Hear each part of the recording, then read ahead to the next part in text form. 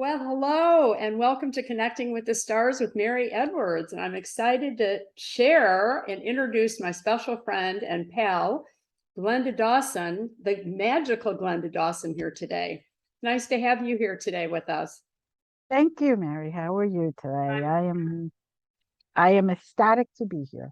Oh, good. Well, thank you. It's a joyful to have you here today on this new moon and right before Halloween. But after a quick bio, we'll let Mhm. Glenda dive into some of her your near-death experiences and whatever else she'd like to share with us today. So let me tell you a bit about her. I could talk for 3 hours about the accomplishments of this woman. So I'll keep it short and sweet, but she's just a magical person here. Glenda is the owner and founder of Glenda's Magical Creations Spiritual Center in Stroudsville, Pennsylvania. Is an ordained non-denominational minister. She is also the current matriarch of a lineage of gifted matriarchal oracles group going back 8 generations, which we have to talk about first. Glenda is available for weddings, hand fastings, house blessing, and cleansings. She is a Usi, I'm sorry, I don't know how to pronounce that. Sorry. Usui, holistic and spiritual teacher, a published author, and a Usi Reiki Grandmaster teacher, 22nd level, a Reiki Grandmaster teacher, a Kundalini Elemental Reiki Grandmaster teacher, a right hand path Reiki Grandmaster and children's teacher, 10th level, a galactic shaman, an earth shaman, an Egyptian shaman, a DNA activation practitioner, and a renowned published psychic and medium. DNA activation practitioner and a renowned published psychic and medium, tarot angel card reader, teacher, certification provider, past life regression practitioner, animal communicator, multidimensional channeler, angelic communicator, channeler and healer, ascended masters communicator, channeler, and a conscious channeler and healer. Spiritual life intuitive coach and mentor, and paranormal investigator and remediator, and light language translator. Glenda is also an emissary and ambassador of the Galactic Alliance, formerly the Wish Alliance, and was a member of the 2021 Metaphysical Committee for the world's largest ghost hunt event. I want to hear about that too. Glenda was the guest coordinator and participant in 2021 for the paranormal panel with Beyond Being Human Project. Glenda has participated in a variety of live, in-person, and streamed events, including but not exclusively paranormal panels, sacred feminine panels, and holistic weekend retreats. She is also the owner of Glenda's Magical Creations channel, as I am here, on the new Conscious Awakening Network on Roku. So, wow. I mean, what an unbelievable introduction. And I asked her the other day if she ever sleeps, and she said, sort of. But anyway, if you would love to start out, I'd love to hear about your 8 generations going back of your matriarchal lineage, which sounds awesome. And then Yes. you can dive into whatever else you'd like to talk about here. All of it's fascinating. So just let us know where you'd like to start, but that would be one fun one for me that I'd like to hear about. Of course. As I was growing up and all my gifts became apparent, I started asking my mother, questions, and she would say, "Okay, you only come to me." And as I grew and grew older and more mature and understood more, then she started telling me that most of the women in her family, going back 8 generations that she was able to count, were all very gifted women. They were able to have dreams and tell the future. They were able to have feelings. They were multi-gifted. And the very last one that we found out about is what who I called very lovingly Granny. She ate back, and she was in the Romania part. Mm. So she was Romanian, and she would have high officials come to her if they would go to war, if what we should do, are the crops going to be good? If so, she would tell them, give them a guidance. And she, of course, wouldn't use cards like we do now, but she would use different things, whether it be runes or just the way the stars looked, or the way the wind was, or whatever she used that her tools. And so that's how I came to have my gifts. Now, up to me, it has only been women. I now transfer my gifts to my children, Mm. boys and girls. Yeah, I was gonna ask. I have two sons and one daughter, and they are all gifted. It is up to them whether they want to use their gifts or not. I don't, you know, Right. tell them you must or you must not, but they're the next generation. And now I became a grandmother, first time grandmother. My daughter had a daughter, and I'm hoping, I could see already she's gifted, but I'm hoping she decides to really flourish in her gifts, because it does help. It helps not only humanity, but it helps you. Um, it helps you evolve. It helps you feel good when you can help someone, without asking for anything. Just the idea that your inner self and your inner knowing can give them guidance as to which way to go. So it's it's something that I'm kind of proud, and I finally am glad that I, so to speak, came out of the closet with it, because if years back, you would have been in trouble. Right. Right. Do you find with your daughters or your sons, is it similar to what I mean, every generation of school is different. Every generation is more gifted. And of course, we're waking up now in this Right. renaissance and total reset and refresh of everything. I mean, why we're all here to play our own little part, like you play a big one, Exactly. I play my own little part. But do you see a lot of similarities from the age or even with your granddaughter? Do they just wake up? I mean, are they just woke when they come, or is it My similar my grand patterns? No, my granddaughter is definitely awake. Like I could, first of all, I was able to speak to her when she was in the womb, So from that point on, I knew, I was like, yep, here comes trouble. Um, she has, she even has the same smirk that I do already. I'm like, oh yes, here comes the next generation. Very good. Well, thank God she is going to be here to you can pass the baton to. I mean, and if there's Yes, similarities, then did you talk to your mother in the womb? I mean, I knew I was yes. talking to my mom in the womb, going, "What the heck am I Well, coming into? This is weird."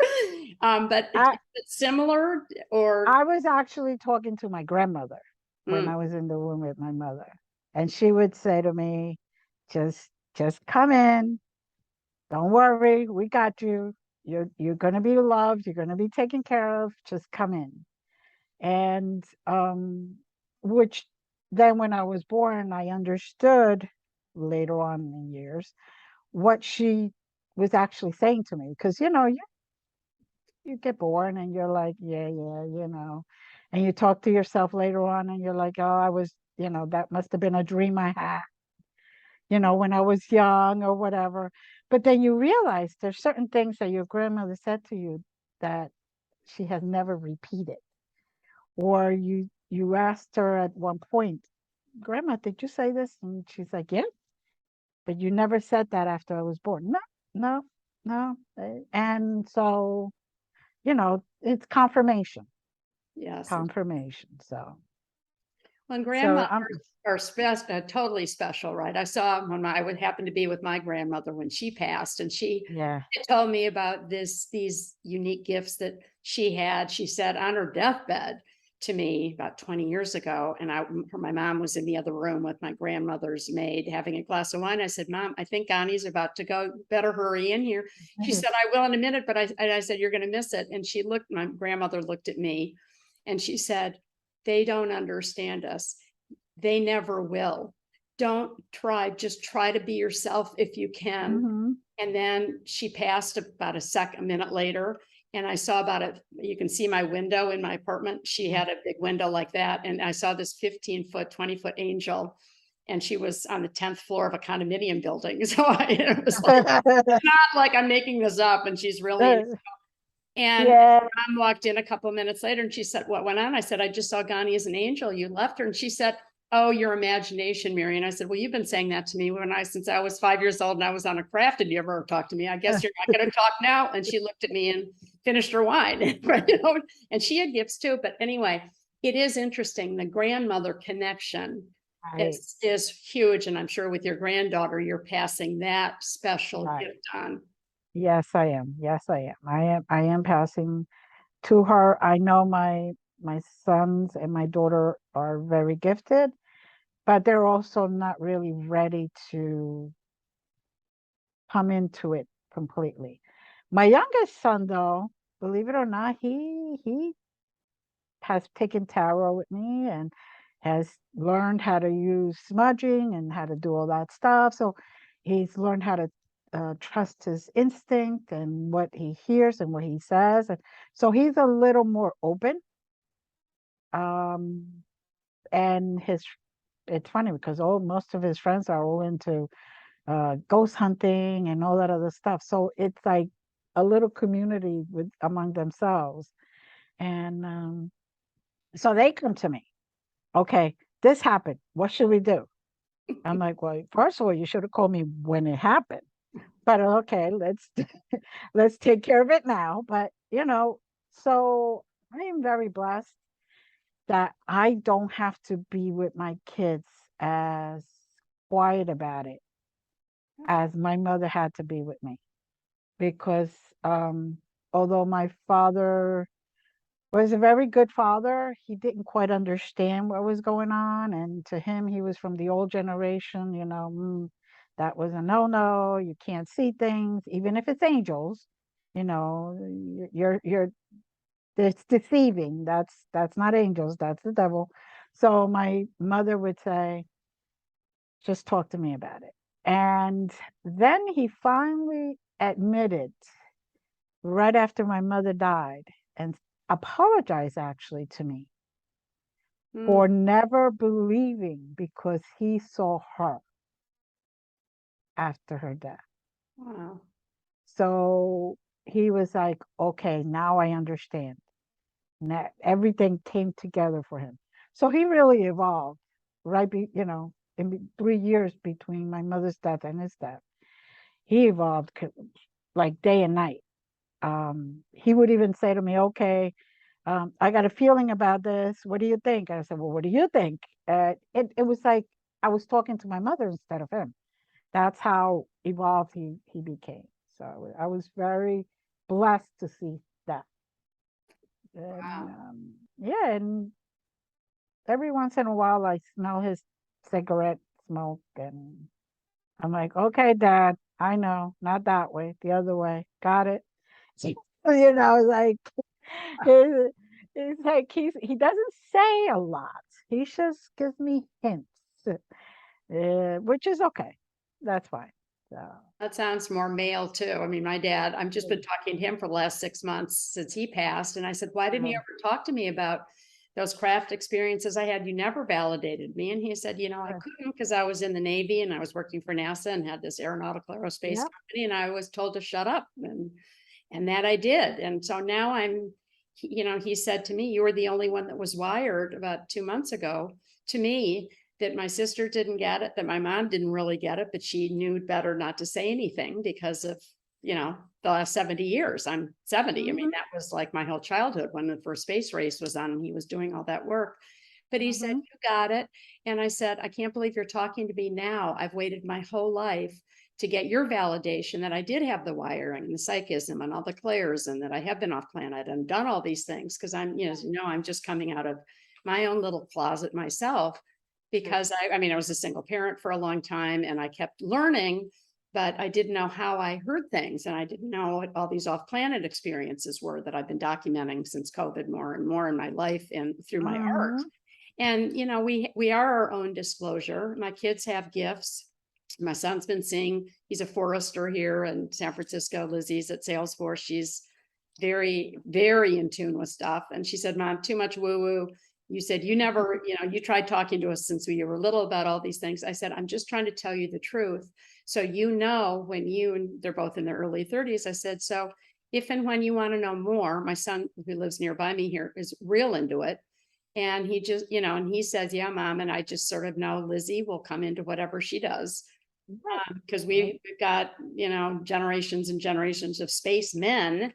And then Lizzie worked at NASA like I did. And we were, Right. she worked there 10 years ago. I was there in the 90s. And I was the only other woman in the whole group. But anyway, Woo, it is, and that's that 94 was generations that go. I mean, it was like we were like made fun of and bullied, and I have been my whole life anyway, because I have so many issues and ADD and dyslexia, and of course, PSTD. Well, I mean, just all different things from what right. I didn't know. I mean, I knew that what happened to me at 5 and 10 and, forever was real. But those first early craft visits did sort of freak me out. And I've known really forever because they've been talking to me and I've known about the gifts. I've known the learning and the beauty. Mhm. So that Mhm. lasted for just a little while, but that's why the talking about it part is so important. Yes, So it is. particularly with all your kids and your family and a little bit of mine, but so we can help, not really condition them, because we have to just Mm. share stories and be our own disclosure, as we know. I don't know why anybody thinks anybody else is going to ever be any disclosure like the government, but it's these stories that you're sharing today with everyone about your gifts that go all the way back, and my little ones that I have, Right. to spread the word and to give people the confidence and the faith and the trust and the Mhm. validation, which I literally got a couple months ago talking to my dad. He said, you always had it. And I said, yeah, I always was curious. You were right with me on the craft. You were right with me from the beginning in a whole different other way than Mom was. And so I was always third of the son.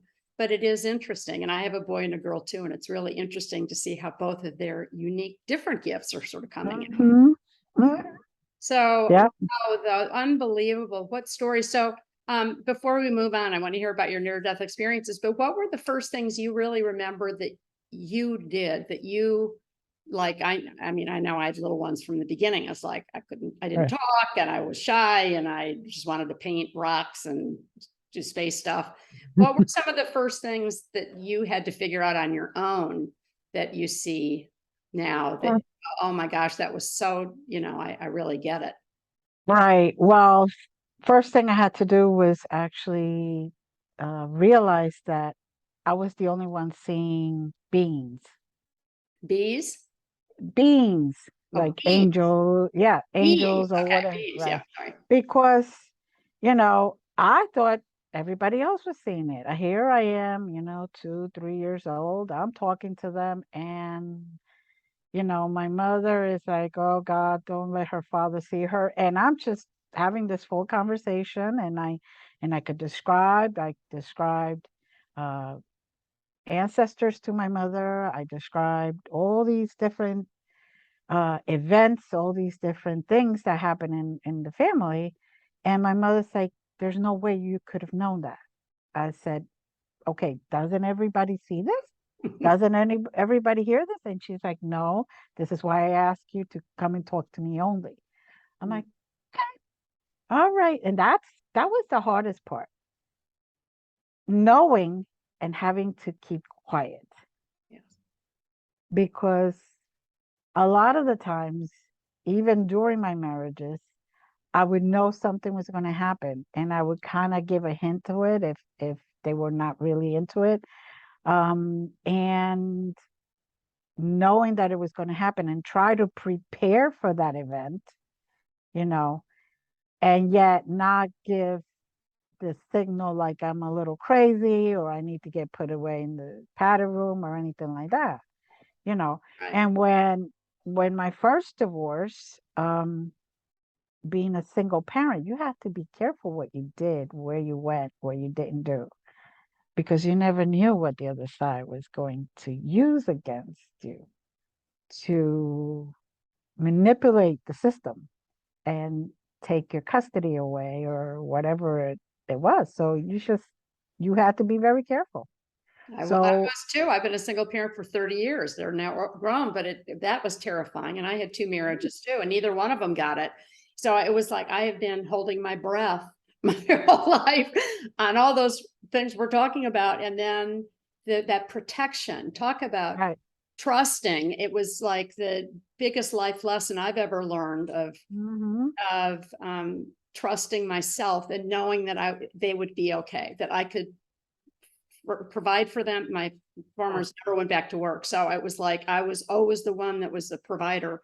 And that's why it sort of took me so long too. I wanted to make sure my kids were okay. And I saw some of these things. But anyway, that is a whole nother level of fear that, I mean, we Yeah. still have that, never goes away with as a parent or a grandparent. But yeah. So Yeah, no, I, that was like the biggest thing I could remember that was hard for me to get used to. Because, like I said, I always thought everybody saw that stuff, everybody heard of that stuff. It seemed natural to me. It seemed natural to me to see an archangel in full gear, like, all the paintings, which they really don't look like that. But they didn't want to scare me. So they used to come in the costumes and the shiny swords and the wings and all that, and you were like the costume. It's like Halloween all over again, or in Cuba was Carnival because that's when we oh actually used to yes. get dressed. So I was like, oh, we're having Carnival soon, and I'm thinking that. And my mother's like, no, you're the only one seeing it. And she would say, well, I'm seeing them, but let's keep it quiet. Let's just between you and I. And that was the hardest part. The hardest part was learning when to say something and when not to say something, when to be open about your gift. I basically started opening up about my gifts and everything after my first marriage. Then my friends, my close friends, and my close family started realizing there was more to me than just what they saw. And I remember having a lot of friends then coming over to me and saying, okay, so can you read for me? And I'm like, how do you know I could read? They're like, we could sense that energy. I'm like, oh, okay. All right. So I am coming out of the closet slowly. Baby, look at you now. I mean, you are, Well, does I anything, still, I mean, go ahead. I'm sorry. Go ahead. I still friends with most of them, most of my close friends, even though we don't talk every day. We don't, we sometimes meet once a year, but it's like that friendship never ends. It's like, a couple of hours and we caught up and like nothing. So that's the type of friend. But if I need them, I call them up and they're there. If they need me, they call me up and I'm there. That's the type of thing that really helps to know that you have true friends, Right. that There's you don't nothing have, more important than having both friends in both worlds because we yes, just can't, we have to learn that's what the balance is. And right, you've had to do for so long because, right, and it's a trust issue and it's a privacy issue. And we want to protect our children and our families too from right, right, the other mostly other fear-based people that don't get it. I mean, I'm really been really isolated my whole life and have right. a few of those wonderful friends who've known me forever, know how hard I've worked like you. They Hmm. trust us. So they will move more gently with us to these other realms. And they always knew that Hmm. we had those gifts anyway. I mean, I've done spaces Right, forever and you've done all these other kind of spaces forever. And right. that's where, thank God, thank God, thank you beings, thank you everybody for giving me the enough of the self-love and the self-respect. And of course, our children, you never ditch our children. So all those low times and those so lonely times, I just kept going, okay, well, I'm weird anyway. I've always spent most of my time alone because I'm a workaholic. I only like to be around certain people. I'm really picky anyway. I'd rather do what I'm doing and talk to my friends and my family and keep it small and simple and happy. Yep. Yeah, exactly. Exactly. It's very important the space that you actually keep for someone. If they are not so happy and they bring their own baggage, sometimes it's best to just, okay, there's your box. I'm going to play in this box. You could play in that box. And it keeps you keeping your vibrations higher, really. And it helps you continue on your mission and whatever you came for. Right. Sometimes they're there to divert you. Sometimes they're there to bring you down so you don't have enough energy or even the oomph to move on and do what you need to do. Right. So And COVID was helpful for all of us with that. I mean, in a way, and the negative part of COVID was terrible because we saw a lot of death and dying and isolation and confinement, like what I did at NASA all those years. I was like, I've been doing that my whole life. That's easy for me to figure out how to make people more comfortable with art and furnishings and earth-ground orientation and those basic things. But it's choosing. We pick and choose every day, as we know. People we want to be around, and I only like to be around positive people. I get all up and down, everybody does, but we're not Pollyannas. But there is an innate mission and drive and passion that we have to rise and lift. And I've always been like this, and I'm sure you have too. And then you have a million gifts. I'm learning about my gifts more and more every day, but I've always had them, and I've always trusted them deep inside.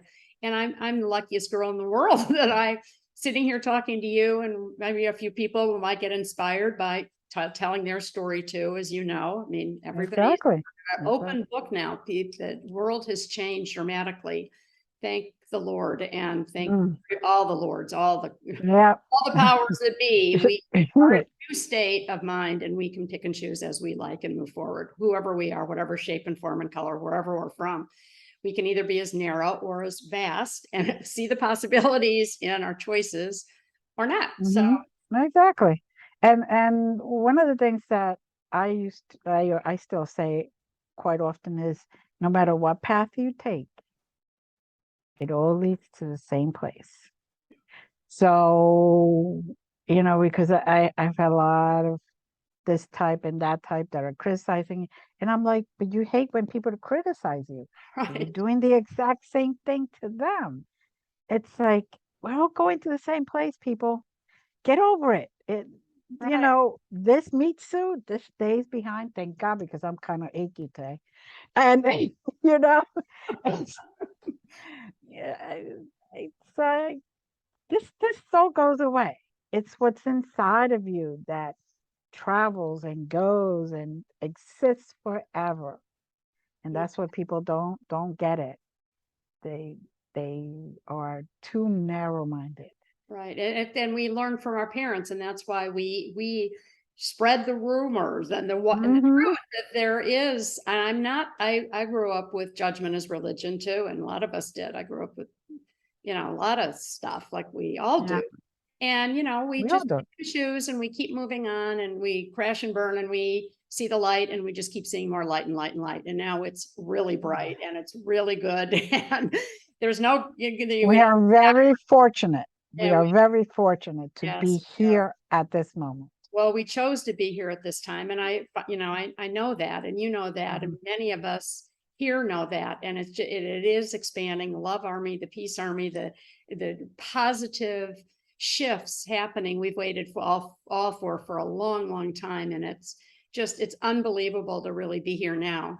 And I had so many readers and psychics and stuff for 70 years saying, oh, you're going to wake up at 70 and, you're going to be doing, more and more, and, just step into it. Don't be so afraid yourself of just telling the truth. It was like, well, I was sworn to secrecy my whole childhood because of the family I grew up in with the government and all that stuff. So, but anyway, let's move on. I love to hear stories with you. So tell us about your near-death experiences, or and also that must have been a whole nother level of shift on top of all the other ones. So I know, Yes. share whatever you want to about how those, because I know you've had many. Not how many. Why? I mean, That's right. a lot of interesting, fascinating stories. I You the I keep more strength. saying people are going to think I'm a cat. People are going to think I'm a cat because it's just like it keeps going on and on. But each and every one of them, even though I end up basically in the same place, is very different in the way that I get there. Um, for example, the first one that I really talk about is when I was around 13. I was at the beach at Seaside Heights, New Jersey, and an undertow took me. Now, you have those beaches where the waves are coming in and you're fine. You're just jumping on the waves, and then that just pulls you away. You go underwater and you go out there. And sometimes, whether we're good swimmers or not good swimmers, it's still too much for you. You're not expecting it. So as a child, I am very short, and as a child, I was a lot shorter. So it was very hard for me to really get swimming towards shore. I kept trying. I kept holding on to sand. I tried to hold on to somebody's leg, and I just slipped away because that was really, really strong, what was pulling me back. And as time goes by, I have a feeling that they did that on purpose Mm, because they wanted me to start waking up in a different level. mm, Now, I um, had traumatic events before that, but that one just seemed to be everything too narrative. Like everything was step by step. It was like a movie, And I'm looking at it now, and I'm saying, huh, that looks like it was very well planned and not by my hands. But so they took me all the way out into the ocean. By the time that the lifeguards got to me and all that, I was clinically dead. The EMTs came, they had to give me the shock to bring me back. I ended up being in the hospital for a day or two until they checked all the brain waves. And I was like, I don't think there's anything in there, but okay, you could try. And I did. I said that to them. They're all looking at me like, you just, and I'm like, what do you want me to say? Easier to laugh about it. What do you want me to do? Cry that I was dead? What's that going to do? So, but in that first major event, I remember going to this very peaceful place. I remember seeing my body just floating and being kind of lifted up. And I'm like, huh, I hate heights. Just remember that. I hate heights. And they kept lifting me up.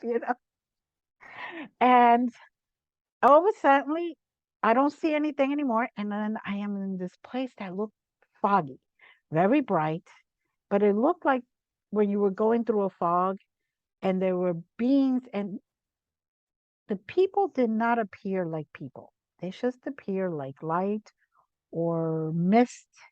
So it was all full of energy.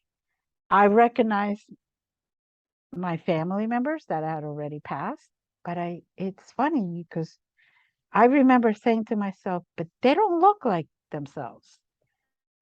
And, but I know who they are, and they're talking to me like they always did, and I'm talking to them like I always did.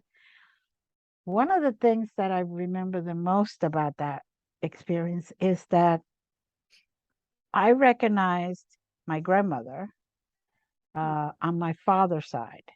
Now, my grandmother on my father's side died when I was 6 months old.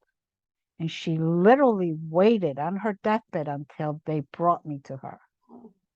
She gave me, they put me here. She gave me a kiss on the forehead, and she says, "You're next." My mother always remembered that and always said, I don't understand what she didn't understand what she meant, but she made it a point to wait. She took one breath and that was it. Now, I saw her up there and I was like, wait. And now I'm, you know, at the same time, I'm thinking, because I'm still kind of connected to my body. And I'm like, where am I? Then I started like, okay, where am I? What am I doing here? Wait, you just saw your body floating. And now all these things are going through at the same time. And she said to me, I just wanted to be here to let you know that there is a place, and it is true. There is a place of peace and love. And when it is your time, not before, don't come before because we're going to keep throwing you back. When it is your time, you will come and you will have no pain and you will be fine. I remember feeling like she gave me a kiss on the forehead again. And all of a sudden, I felt hands going. And here I am back in my body with the freaking paddles that hurt like there's no tomorrow. Um, Mm. and I was like, and then in the hospital, I was like, okay, why didn't they let me stay? It was beautiful. I felt love. There was no pain. There was like no hate, no negative, anything. It was just perfect place. And then I heard her say, it's not your time. If you decide to take your life before it's time, you will have to go back and do it all over again. You don't get to rest. You don't get to be in peace. You will have to go back and learn the lessons that you signed up for, but it's going to be a lot harder. Mm. And I'm like, oh, I have enough hardness this lifetime. That's okay. I'll wait around. And then now she was 65 years old when she passed away. But I found out later on in life that in my father's side of the family, you either died of cancer in your 60s or you died usually over 100 years old. Because I went to one wake, because in those times they used to have the wakes at the house. I went to a wake of a lady that was 128. And I'm looking at her, I'm like, she doesn't look that bad really for 120. And they were telling me, my father then later on, as I grew older, was telling me that she was sharp. There was nothing wrong. She's just, her body gave up on her at that time. So Did she have special gifts too? I don't know because my father at that time wasn't really talking about it. And in his side of the family, they wouldn't even say if they had a toenail, ingrown toenail. They wouldn't even share that, so it was very difficult. It's like now I go to the doctors and I'm like, okay, I'm typing all this stuff out for the kids because they're gonna need the family history and all that. And I'm like, did they do this? They don't talk about it. Those generations just never I talk know. about I feel like anything. that too. Never explain, never complain was we never No. talked about anything. The parents ruled, no discussion, no Yeah. talking. Yeah. And if you ask the question, you better express it in the right way so it be feeling like it's not disrespectful, but you're not being disrespectful. You just want to know. So that was the first time. And I remember coming back and I'm saying, oh boy, I could see a lot more. I could hear a lot more. And I'm feeling a lot more because now the nurses were coming in and the whole thing. And I would be like, you're having a rough day, aren't you? Yeah. How do you know? Am I showing it? Just get that feeling you're having a rough day. I'm sorry. You know, Mm. and here I am 13 years old and the nurses are coming to my room, because it's Fair. like I'm talking to him like normal and they're like, okay, like, and they felt one nurse actually stayed friends with the family for about 20 years until she passed away. And she used to tell my parents that she loved going into my room because she felt love. She felt that peace. And I'm like, that's got to be my team that was with me.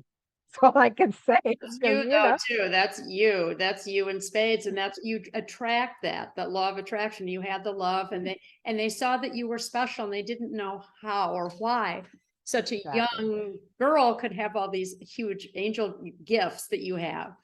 But Right. wow, so that So was sort of step one. So did you find that it was like an order of degree of difficulty, or each one was a different learning experience for you? each one of them was a different learning experience for me, but it did, each one of them was different in a way also. So that when I saw my body, when I had the accident, um, I didn't really see my body. I just all of a sudden it was up there. Like had the accident, boom up there, boom back down. It wasn't like a real um I didn't have a lot of communication with anybody up there or anything like that. I recognized beings, I recognized ascended masters and other beings, even from other worldly beings. And but all I did was I arrived, they said, not your time, got pushed back. It was basically like that. But that touch, I felt like that every single time I got touched, something else opened up. Mm, Like it was like an electrical shock, but not hurting, but something got ignited. So when every time that would come back, it was like, oh, now I have another clear that just opened up, and I'm able to do this more, and I'm able to call the ancestors a little easier, and I'm able to, you know, like it has gotten to the point where if I see somebody and they have their, I call it this, I say this, their number coming up within 6 months, I could tell that their number is going to come up in 6 months. It's not something I really like to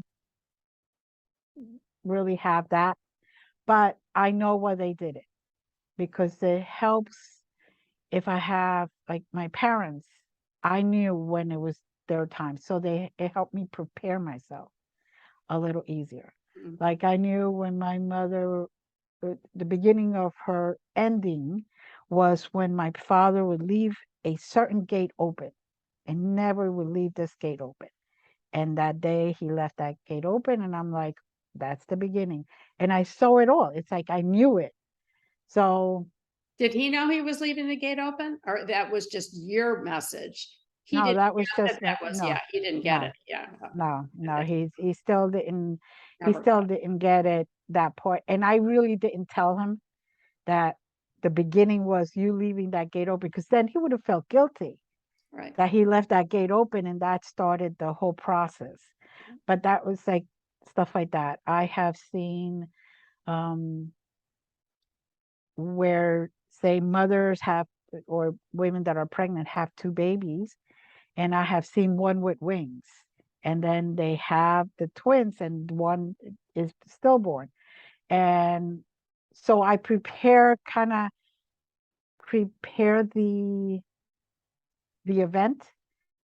I don't tell them what is coming because then that would be terrible. But then I am like, okay, you're going to C-section, say on the 18th, I'll be there. And I would be there Oh, to help them process the grief at the same time as the joy.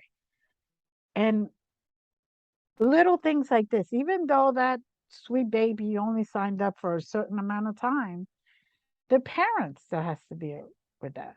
And, a lot of the times as mothers, we feel guilty or I climbed the steps too many times. I reached for something.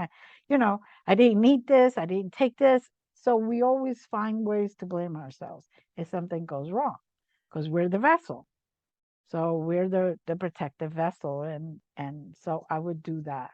Um, when I had my third child, um, he came C-section, and the anesthesia guy gave me too much anesthesia.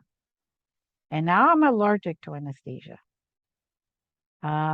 So it actually caused me to die.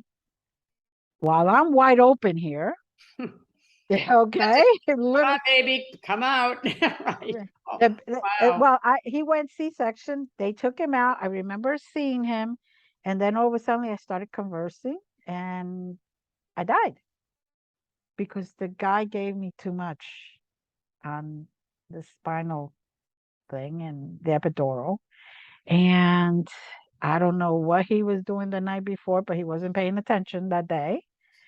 So I ended up on the other side, and at that point, I was like, okay, guys, this is getting a little. I like it up here, but I got kids. I got young babies. I got one that was I'm just dizzy. born. I'm dizzy. All right. I kind of need to go back down and take care of that, you know? Just like, hi, how you doing? I love you all. Can I go back now? And that was like, people think I'm crazy because I talk to them that way, but I'm like, they're beings. We're energy beings. Yes. I communicate them with respect because they're a lot more advanced than I am at this very moment. But and being elders, I still have that respect. But I tell them, look, I'm going to talk to you just like I talk to everybody else.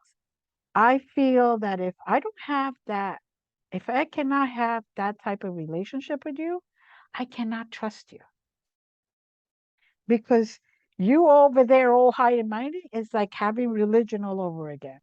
I have to be able to talk to you and say, look, I have a pain in my leg that won't go away.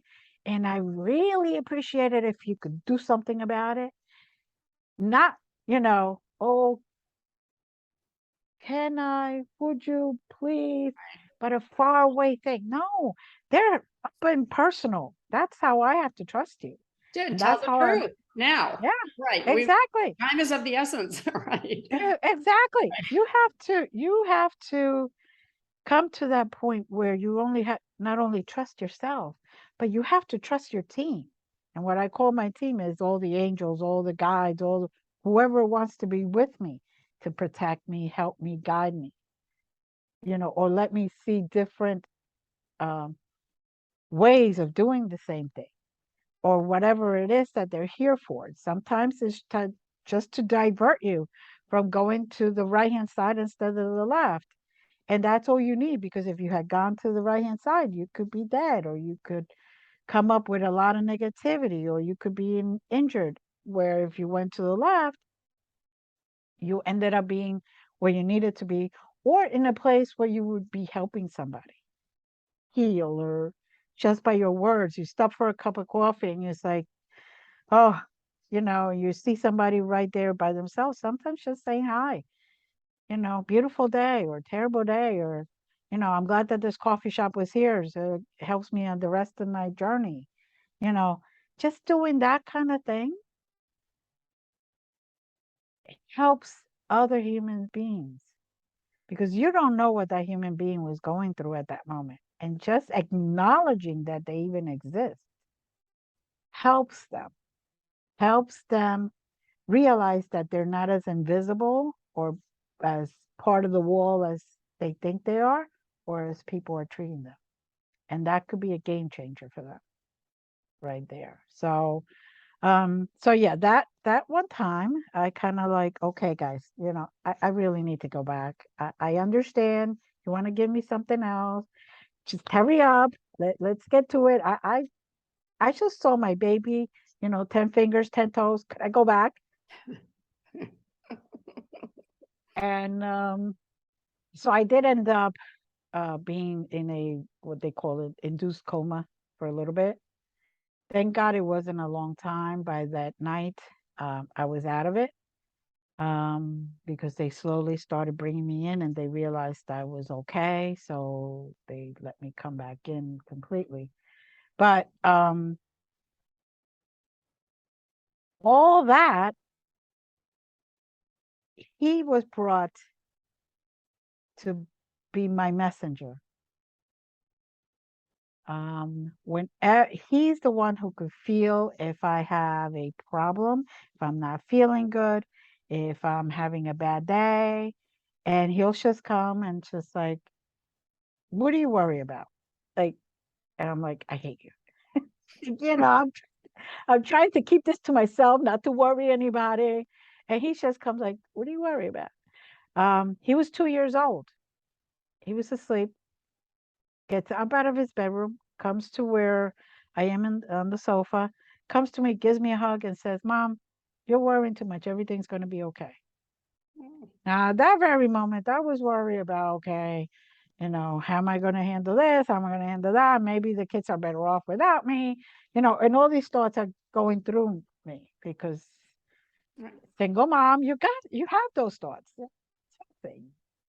Have a lot of stuff goes through your mind. But he just came out wide awake, and I'm like, looking at him, what are you doing out of bed? And he's like, just come, gives me a hug, and says, I got told to tell you everything is going to be okay. Oh, And he goes back to bed, and I'm like, okay, out of the mouth of babes, all right, everything's going to be okay. Once I started thinking about what he said and what I was thinking about, I'm like, that's so silly. Everything is always okay. We just have to go through whatever we have to go through to learn whatever lessons we have to and evolve. And the next day, I was like, do you remember when you woke up? And he's like, no. I said, well, you said this. And he's like, I don't remember. I say, okay, guys, thank you. Because that was my messenger. wow, Yeah. So, beautiful, just beautiful. Well, it's really interesting that all your multisensory, all your multidimensional, all these gifts just keep weaving and getting deeper because you are pure earth angel and spirit angel and all those things I listed, plus about 5 million more that couldn't fit on a piece of paper a mile long. But what a blessing you are with your thank you. manner in which you give your loving kindness so givingly, so selflessly, so zero ego, obviously. But then all these stages that you've Mhm. seen and felt yourself to be able to really help in the direst of times. I mean, Yeah, thank you. that you were really handed a big responsibility that you take beautifully, and it's your the eighth generation, probably of 8,000 and more to come. But That's wow, what. so what a incredible responsibility and what a wonderful gift that you have. That they gifted you and helped you develop, right? To Hmm. you to be able to handle those. I helped start the Ronald McDonald House here. I had actually 2 natural childbirths because I was so freaked out by needles from my hybridization at age 5 that I got to the hospital both times. And I said, no epidural. I designed the hospital near here in my local. Oh, I said, I want wow. to design a room that is nice colors and feels good. I'm not coming in there and I'm not going to sit there and have you look at me waiting for me to pop. So I told my former husband to just go wait outside and meet me outside the hospital both times. Didn't do the epidural, had natural childbirth, which really was wild. But Oh, it's whatever we've seen and heard and learned. right. Alex was born with stuff. I spent a lot of time in the hospital with him with undescended testicles, and something went crashing on his head during the earthquake. It just like all this hospital experience, and that's why I started teaching kids and worked at cancer Hmm. centers, and it's Hmm. what you have done, this story. And I know you have more to share before we get off, but what a gift you are to this. I mean, my whole heart, my whole life is so filled with so much love right now of you sharing these incredible stories, really, of what you're here to do, and the beautiful way in which you do it with such love. Thank you. Thank you. That's Thank you. beautiful, genteel love, like old-fashioned love. People, we need more of you in the world. A lot of everything, people are so freaked out now. There's so much anger and so much division, as we know. I mean, but Hmm. changing that, but just loving kindness. Where did manners go? And just listening and caring and all Hmm. the thousands of interiors I've worked on in hospitals and wellness centers. And people come up and say, Mary, we don't know what you do, but we feel better. And I said, well, they're just called space lifts because I go through the back door to get rid of negative everything from not Hmm. toxic materials, but not anything like what you do, but in my own little way. And then I've been doing all this off planets, subsurface interior since I was 10, that I've been learning about more recently. That sounds really weird, but they trust me, and they have been grooming me and helping me, welding my art and aesthetics and design and architecture and structure that I've been doing, sort of carrying on from dad and his grandfather and 94 generations. And then Lizzie, Will, and Alex, we want just to carry on the good vibes. That's all we want to do, is help our children, help others feel and talk about that stuff, particularly when we grew up with the never explain, never complain. I mean, that's why we're like FBI agents. I mean, I can walk into a room and identify that guy's not a good guy. I mean, we have the gifts, but we also, you grow up with nobody talking. We have to like go full on from birth. Okay, what's the issue here? I want the truth. I want it now. I'm not, there's no BS. I know you're not telling me the truth. So I'm just going to sit here and wait, and whatever avenue, whatever door I have to go through, we're going to talk, and we're going to share.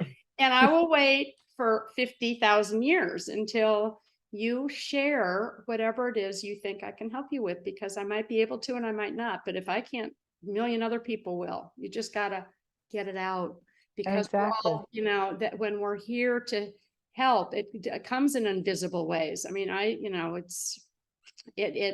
it's why we're all here right now. And that's why this is so beautiful hearing your story, because you show the different layers of experiences you had to go to. And if people ever stopped and reflected, and I hope they will call you, I hope, for the many that haven't and the many that have, understand the process. But it's a genteel, old-fashioned, old, beautiful way and modern way of supporting people's truth, and allowing them to share when they feel comfortable to share. And exactly. And we're just here to listen and to help. Right. And to listen for real, not to listen with the idea of answering. And that's one of the biggest things that humans truly need to learn, just to be that ear. Because sometimes that's all the person needs. It's just the ear to be able to say their truth without any distrust and without any fear of getting pushed back or anything like that. Or judged. Judged, oh yes, we did. I mean, it was like, you sat like this, you dressed like this, you talk like this. And it was like, well, I don't know how to. I'm trying to get better every day. But then listening is caring. I mean, listening is caring. And, whether we're old or new millennials who haven't given back to the community like I have and you have forever. I mean, from homelessness to vets, I mean, I've always, anything I could, I've been always here to help solve any problem. We're problem solvers, we're change agents. Yeah, I can wear that hat. I can wear that hat. I don't know how to add that. We'll find you that hat, or we'll just figure it out right now. Right. Exactly. Yes. The way I look at it is, even if we just are able to heal one person at a time, or start that healing process with them, this world will be very different very quickly. Because, that person, if they're walking out with higher vibrational frequency, they're going to be felt by others. And instead of bringing them down, they're going to be raising them up. So it's just, like the old commercial, they tell two friends and they tell two, and so on, so on, so on. Yeah, it's the same thing. Pay it forward. And it's all just about feeling. I mean, feeling, thank God, is finally coming back. We had about 70 years or a long time on and off with this patriarchal society, which you are really helping. Sorry, we love men too, right? We have sons, we have we love men. But we love men, but time to feel, and empathy is okay. And I'm learning that too. As a single parent forever, I was scared to death for a lot of reasons, financial, and not having. But you are, I know we have to wrap this up in the next few minutes, but what a blessing you are. I love you. I've always loved you in the amount of time we've ever, not very often time to share, but I knew I really wanted you on here because you are a gem. You are a multidimensional prism of beams of light that I just feel from you right now. And then the humor with you're a riot too. I love your like your background, but you do it with all such poise and humor and beauty. And you're a blessing on this planet. And today here to have people listen to you. And I know you touch thousands of people. Continue not sleeping because people need you. But anyway, if people want to reach you that maybe don't know you yet, but will, how can they reach you? Well, they could go to my website, glendasmagicalcreations.com. They could look me up on Facebook, Glenda Dawson. They could look me up on Instagram. They could look me up on TikTok, glendasmagicalcreations@gmail.com. They could email me there. So basically, I'm everywhere. You are. Yes, And on paper, but thank God you are. And I find that I've worked at like startups and stuff with younger people here, and they just say, "Well, how do you know?" And I said, "I don't know anything. I'm just older." And all of us who've been around and failed and succeeded and failed and succeeded, we have a few words of wisdom right. for youngins and oldies, just as far as positive attitude. I mean, it's incredible, and people want to know their purpose more today. So I think there's so many layers. Like your coach, you do all these things, but just to even help others in a coaching capacity. I mean, you obviously have that in spades. So even if you just want to try out Glenda for a couple hours to do that, you have such gifts. So anyway, thank you again for being here today. I hope I can Thank you, Mary. soon. Of course, anytime, Mary. Thank you very much. Thank you, everyone. And blessings to all. Blessings to all. Thank you. And take care of yourselves and each other out there as we do. So lots of love, Glenda. Thank you. Thank you. Bye.